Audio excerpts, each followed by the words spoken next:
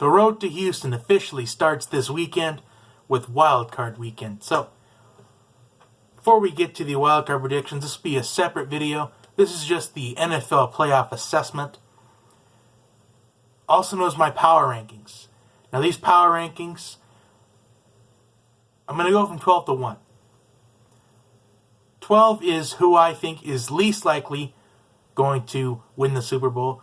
And number 1 is who could most likely win the Super Bowl. So starting off at number 12, I have the Houston Texans at number 12. I think there's a less than a 1% chance that they even make it to the Super Bowl. There's just so much inconsistencies. Now you have to start Brock Osweiler because Tom Savage had a concussion. And I did say that no matter who the Texans would play in the wild card round, they were just going to get destroyed by whoever they play. But they do have a chance to get past the wild card weekend, with Oakland probably having to start Connor Cook instead of Matt McGloin or Derek Carr. So Oakland and Houston, that's the first matchup of the weekend, which could be the worst one, on both sides of the football. It could be a defensive battle, but we'll see what kind of happens throughout that afternoon. But I have Houston at 12 because I think they are not even going to make it past wild card weekend, at least for right now. I'll evaluate the matchups pretty soon. Number 11, I've got the Miami Dolphins. Now, the Dolphins, they were starting to peak a little bit, but what we saw out of Week 17 against Miami is they would put up no fight against New England if they got the opportunity to play again. Because if they beat the Steelers in the wild card weekend, they would have to go on the road to New England. And we saw the lack of effort that we saw. Whether it's they were resting for the playoffs or not, however, the Dolphins have this. They have a pretty strong defense with Cameron Wake and Ndamukong Suh. And you got some solid playmakers at the wideout position in Devontae Parker and Jarvis Landry and Kenny Stills. You got a great running game led by Jay Ajayi, who's ran for over 200 yards in at least 3 or 4 games this year. But as far as Miami goes, I think there's about maybe a 5% chance they go to the Super Bowl. And the 5% chance is that they're able to find the open playmakers in Kenny Stills, Parker, and Landry. And if their defense can rise to the occasion against the high-powered Steelers offense. Number 10, I had Detroit. Now, I could have put Detroit at 11. I could put Miami at 10. I feel like they both have about a 5% chance of making the Super Bowl. Why do I feel that way? Well, because Matthew Stafford has proven himself this year. I feel like a broken record saying it. I said this was Matthew Stafford's last year in Detroit if he couldn't lead him to the playoffs. But now that he leads him to the playoffs, he has something to prove. Maybe the blunder against Green Bay last night was kind of... Detroit's just been sinking lately. That's why I put them so low. Because the way they've been sinking, they basically blew the lead in the NFC North. They had about a 2-game lead on Green Bay. But they just started to blow it. Number 9, I have Oakland. Oakland's got a really solid defense, led by Khalil Mack. They kind of nailed the draft. You got receivers like Amari Cooper, Michael Crabtree, the playmakers.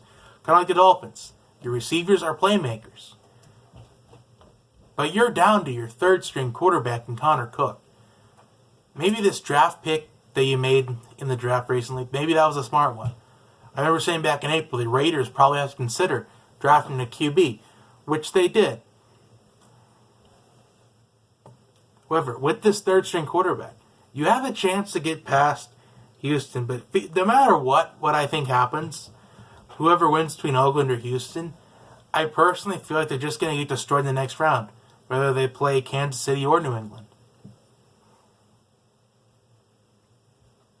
Depending on what happens between the Steelers and Dolphins. You got to feel bad for Oakland, kind of like Detroit in their situation. They were looking so good. The Raiders had the number 2 seed, but then Derek Carr goes down on Christmas Eve. And probably a game they could have just rested him. But then Matt McGloin goes down the second-string quarterback. And now you're down to Connor Cook, the rookie out of Michigan State. I feel like if Connor Cook can find the receivers of Amari Cooper and Crabtree in this matchup, they could go to the next round. But I just do not know if they can match up to Kansas. I don't think they can match up to New England at all. I don't think they can match up to Kansas City. I don't even think they can match up to Pittsburgh. So those are the bottom four. Most likely is, if you want to keep score at home, could those be my 4 wild card matchup losers? Well, probably not, because two of them play each other. But still, those would be some of the wild card losers. At least the way that I could see it right now. Things could change between now and the time I make the wild card prediction video. Right, number 8. This is kind of where we're going to start getting into kind of a, how can I describe it? Kind of a political debate in a sense. Number 8, I have Seattle. You know, I have Seattle so low is because Seattle just looks so inconsistent throughout the year. They have lost to sub 500 teams. They've lost to the non-playoff teams. They lost the Rams in week 2. And they played the 49ers yesterday really tough. I mean, you were expecting them to just roll through that game. And they shouldn't have beaten Atlanta earlier in the year. Seattle hosts Detroit. Could they get past that game? But then they have to go to Atlanta to play again in the Georgia Dome. And you know the Georgia Dome is going to be loud that afternoon. And plus, Seattle's offensive line looks horrible. And the offensive line has just not looked good all year long. It hasn't looked good the last 2 seasons. And you got Earl Thomas out at the safety position. So you're down in the secondary. Your offensive line is not the best in the NFL. For number 7, I have Pittsburgh. Now I have Pittsburgh at number 7 because their secondary doesn't look that good. At least I've been told by a Steelers fan himself. The secondary does not look good. He doesn't think they can compete with New England. I think they could compete with New England. But if we get to that moment, the Malcolm Butler and Antonio Brown matchup, that would be the matchup to watch the entire game if we get to that moment. I think Pittsburgh could have a chance to beat New England. I think they can challenge New England. I feel like they're their biggest threat. And because you got the 3 Bs, Ben, Bell, and Brown. If those 3 are on their A games, they could go all the way to Houston. Now here's where we're really getting into the conflict. Number 6, my power rankings, I have the Dallas Cowboys. But before you guys start to explode and say I'm an idiot, let me just explain myself real quick. You have Dak Prescott, a rookie quarterback. You have Ezekiel Elliott, a rookie quarterback. Those 2 are among many on the Cowboys roster that does not have much playoff experience. And how will those 2 especially, how will they face the pressure of win or go home throughout these playoffs? Because there's no next game to look forward to if you lose in the playoffs. If you lose, you're going home. I feel like the pressure is going to get to Dak and it's going to get to Zeke. And I'm not too sold on the Cowboys' defense at all. I'm not sold on them. I feel like they're going to lose at some point in this playoff. I feel like they're going to choke, and it's going to be because of their defense. Because I'm not sold on it. I was saying all year long, you haven't played teams like New England. You haven't played teams like Atlanta. You've lost 2 games to the Giants already. You haven't played Seattle. In Pittsburgh, they played them tough. And Green Bay in the playoffs, I feel like maybe this is not a matchup for the Cowboys. I feel like the Cowboys, I feel like they're in the worst position of anybody in this playoff field. At least out of the 4 teams that have first round byes, I think they're in the worst spot.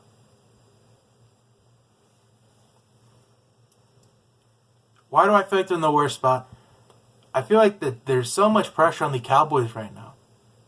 Because now that everybody thinks the Cowboys are so good, they expect big things out of this Cowboys team. But how would Dak and Zeke handle the pressure? We'll have to find out when they play, whether if it's Green Bay or Giants or Detroit. We'll have to find out. Because I feel like you're in the worst spot right now if you're Dallas. I mean, Detroit should have beaten Dallas in the playoffs 2 years ago with that whole pass interference controversy. All right, number 5, I have the Kansas City Chiefs.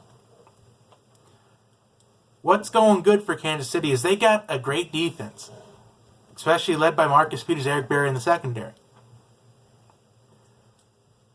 And plus, they're just banged up on defense, and they're still managing to have a great defense. Although I've been saying they've been overrated all year long, they kind of still are. I mean, I feel like if they play teams like New England or Pittsburgh, maybe they could get smoked, and that would prove my point. But the point is not that they're overrated on offense. It's the fact that they can win close games, but not against playoff caliber teams. I wouldn't consider it. They lost to Houston, who I don't consider a playoff caliber team. They're back in week 2. They lost to Tennessee. Kind of a close one. Have you noticed that I think it's 10 of their games this year have been decided by 1 possession or less. That's just something they know how to play the close games, but can they finish them? And they had to come back in week 1 just to beat San Diego. They could have started the season 0-2. And what's going to be the downfall for the Chiefs, if there is a downfall for them? It's going to be that offense. Whether if it's going to be Alex Smith, whether it's going to be the O-line, or it's going to be Macklin, I feel like their downfall will be in the offense. Number 4, the New York Giants.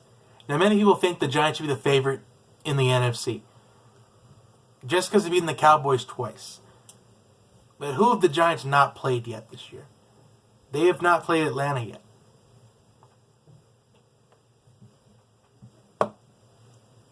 But the Giants are peaking at the right time. They're hot right now. And the last time that happened, they won the Super Bowl. They've done it the last 2 times. It's all about getting hot at the right moment, and that's what the Giants are doing. I lost my pen.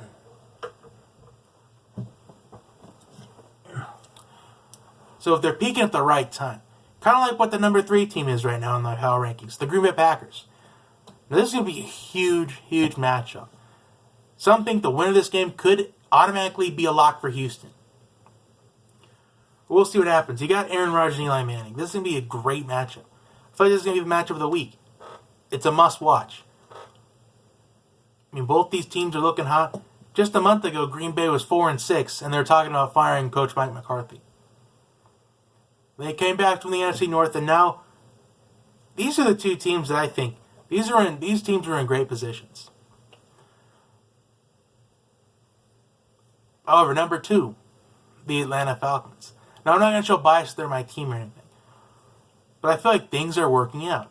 They're working out right now, but the thing that I'm worried about is how would they be able to match up to maybe potentially the Cowboys' offensive line or Green Bay in the month of January during the playoffs when Aaron Rodgers is on his game, or the Giants when they're on their game. That's what I would be worried about if I were other Falcons fans out there. And plus, how is Vic Beasley's injury? Is it serious? Is it not serious?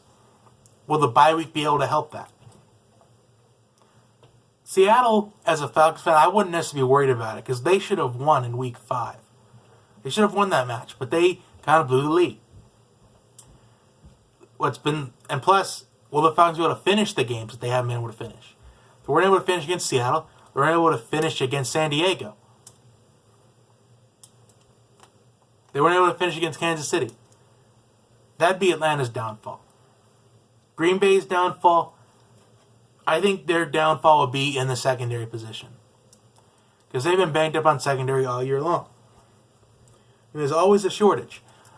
I feel like if the Green Bay choked on offense, it will be in the running game. I mean, you got Ty Montgomery, a wide receiver, playing running back right now. And if the Giants had a downfall, I think it would probably, I feel like it'd be on Eli Manning. Probably be on Eli Manning or the Giants' offensive line. So I feel like OBJ is going to do his job. But how will this play off? how will it affect OBJ? This is his first playoff game. First time in the playoffs. How is this going to affect Odell Beckham? How will he handle the spotlight in a playoff game on the road in Lambeau? That could be another downfall for the Giants. All right, and the number one team, most likely, according to everybody that will win the Super Bowl, is the New England Patriots. I mean, they have Tom Brady, probably one of the greatest quarterbacks, if not the greatest quarterback of all time. And you've got receivers like Edelman. You've got Chris Hogan, who he's been able to utilize lately in the year. Martellus Bennett, who's becoming a great replacement for Gronk. But there's a possibility that Gronk could come back in the Super Bowl. Because when he went down for the year, they said it's about an 8-week process. And week 8 would have been Super Bowl Sunday. So maybe there's a possibility that Gronk could play. However, the Patriots have the target on their back. Ever since the Deflategate, there's been a target on their back. But the thing is, many think they have a cakewalk to Houston. Do I think they have a cakewalk to Houston? They could, but I don't think it's necessarily we can put them in the Super Bowl yet. I feel like Pittsburgh can compete with them. I feel like Kansas City could compete with them through most of the game. But we'll see what happens, because last year the defense was fine for Kansas City. Their downfall was the offense. Just like I said earlier in the video, that if Kansas City, if they have a downfall, it's going to be in the offense, just like it was last year. The defense did their job holding them to several field goals. It's just the offense that couldn't take advantage of the defensive support. However, if I had to guess right now who I think could be the biggest threat to win each of these conferences, I would say Green Bay would be a huge threat to win the NFC because they're peaking at the right time. In fact, I think anybody in my top 8 could win the Super Bowl. Houston, Miami, Detroit, and Oakland, thank you for playing. I feel like anybody in the top 8 of my power rankings could be hoisting the Lombardi in Houston come February 5th. I know I had a tweet that went out that can go viral at any moment if Atlanta actually beats New England in the Super Bowl. Because I said February 8th, 2016. Falcons upset Patriots in Super Bowl 51. Book it. And I'll put the link of that tweet in the description box. But I feel like maybe Atlanta may not necessarily be the Super Bowl champion. Some people think they might. But if I had to be a betting man, I would put Green Bay New England in the Super Bowl.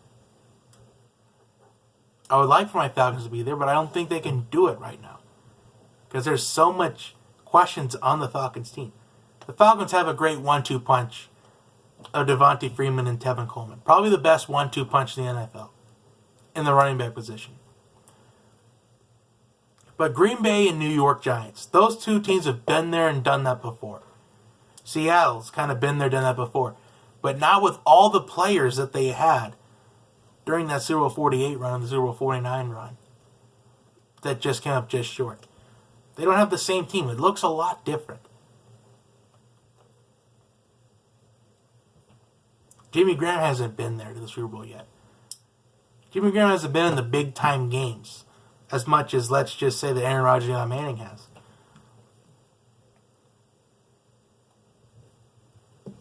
In fact, let's run through what I kind of think can happen.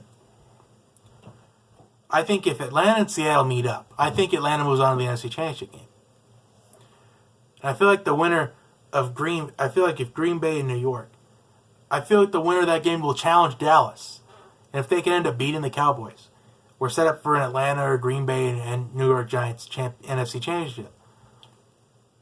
The advantage goes to whoever wins between Green Bay and the New York Giants against Atlanta. They have the advantage because they know how to win the big-time games. Matt Ryan doesn't know how to win those big-time games. And that's what would be Atlanta's downfall. At least another one of their downfalls, potentially, would be can Matt Ryan win the big games. Anyway, I'll leave that up to you guys. Go ahead and like, subscribe to the channel. Comment below what you think is going to be advancing to Super Bowl 51 in Houston come February 5th. I have some great videos coming up. We've got the wildcard predictions coming up. And we've got the Alabama-Clemson matchup, the rematch for the national championship. It's going to be good ones. I hope this takes Johnny Talk Sports up to a great... I hope we start off 2017 with a strong viewing right away. So I will see you next time.